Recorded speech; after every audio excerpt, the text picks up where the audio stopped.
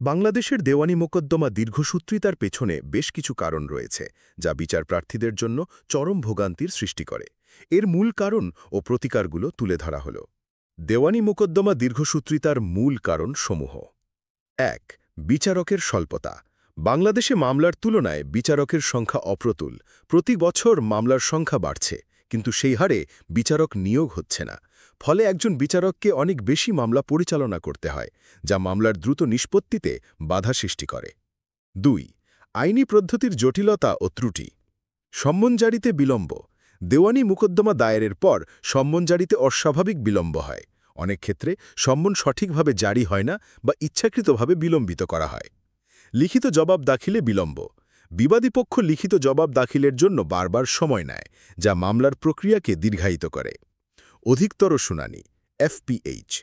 দেওয়ানি কার্যবিধি অনুযায়ী নির্ধারিত সময়ের মধ্যে শুনানি শেষ না হওয়ায় আদালতকে বারবার অধিকতর শুনানির তারিখ দিতে হয়। অপ্রয়োজনীয় মুলতুভি।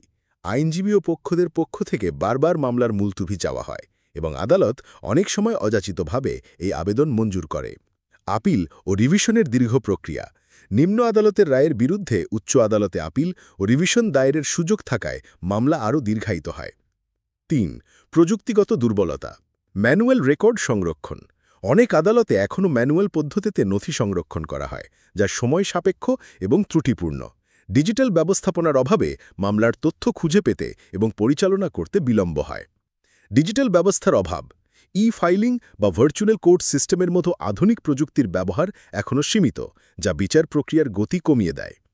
৪. আইনজীবীদের ভূমিকা। কিছু আইনজীবী আর্থিক লাভের জন্য মামলা দীর্ঘায়িত করার কৌশল অবলম্বন করেন। ৫. সাক্ষী ও পক্ষদের অনুপস্থিতি। নির্ধারিত তারিখে সাক্ষী বা মামলার পক্ষরা আদালতে উপস্থিত না হওয়ায় শুনানি বারবার পেছানো হয়। ৬. বিচারকদের প্রশাসনিক কাজের চাপ। অনেক ক্ষেত্রে বিচারকদের প্রশাসনিক কাজও পরিচালনা করতে হয়, যা তাদের বিচারিক কাজে মনোযোগ দিতে বাধা দেয়। ৭. দুর্নীতি।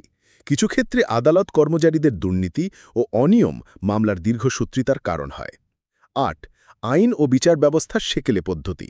বাংলাদেশের বিচার ব্যবস্থা ব্রিটিশ ঔপনিবেশিক আমলের আইন ও পদ্ধতির ওপর ভিত্তি করে গঠিত, যা আধুনিক সমাজের চাহিদা পূরণে ব্যর্থ। দেওয়ানি মোকদ্দমা দীর্ঘসূত্রিতা প্রতিরোধের প্রতিকারসমূহ। ১. বিচারকের সংখ্যা বৃদ্ধি। দ্রুত বিচারক নিয়োগ এবং বিচারকের আনুপাতিক সংখ্যা বৃদ্ধি করলে মামলার বোঝা কমবে এবং নিষ্পত্তি দ্রুত হবে। ২. আইনি পদ্ধতির সংস্কার। সম্মন জারির প্রক্রিয়া আধুনিকীকরণ। সম্মন জারির প্রক্রিয়া ডিজিটালাইজ করা এবং এক্ষেত্রে দ্রুততা নিশ্চিত করা। প্রয়োজনে ইলেকট্রনিক সম্মন জারির বিধান চালু করা। লিখিত জবাব দাখিলে কঠোরতা। লিখিত জবাব দাখিলের জন্য সময়সীমা কঠোরভাবে অনুসরণ করা এবং অযাচিত মুলতুভি বন্ধ করা। বিকল্প বিরোধ নিষ্পত্তি ADR পদ্ধতির প্রসার। সালিশ, মিডিয়েশন এবং আরবিট্রেশনের মতো বিকল্প বিরোধ নিষ্পত্তি পদ্ধতিকে উৎসাহিত করা এবং এর আইনি কাঠামো আরও শক্তিশালী করা। পারিবারিক ও ছোটখাটো দেওয়ানি মামলাগুলো এই প্রক্রিয়ায় নিষ্পত্তির ব্যবস্থা করা। অপ্রয়োজনীয় মুলতুভি বন্ধ করা। আদালতকে অপ্রয়োজনীয় মুলতুভি মঞ্জুর না করার নির্দেশ দেওয়া এবং নির্ধারিত সময়ের মধ্যে শুনানি শেষ করার উপর জোর দেওয়া। ফৌজদারি ও দেওয়ানি কার্যবিধিতে সময়সীমা কঠোরভাবে অনুসরণ করা, যেমন দেওয়ানি কার্যবিধি ১৯০৮ এর আদেশ ১৮ বিধি ১৯ অনুযায়ী চূড়ান্ত শুনানির তারিখ থেকে ১২০ দিনের মধ্যে মামলার শুনানি শেষ করা বাধ্যতামূলক করা। ৩. প্রযুক্তির ব্যবহার বৃদ্ধি। জুডিশিয়ারি ব্যবস্থা চালু, মামলার নথি ডিজিটাল পদ্ধতিতে সংরক্ষণ, ফাইলিং, ভার্চুয়াল কোর্ট এবং মামলার তথ্য অনলাইনে পাওয়ার ব্যবস্থা করা। এতে সময় এবং অর্থের অপচয় কমবে। আদালতে আধুনিক সরঞ্জাম।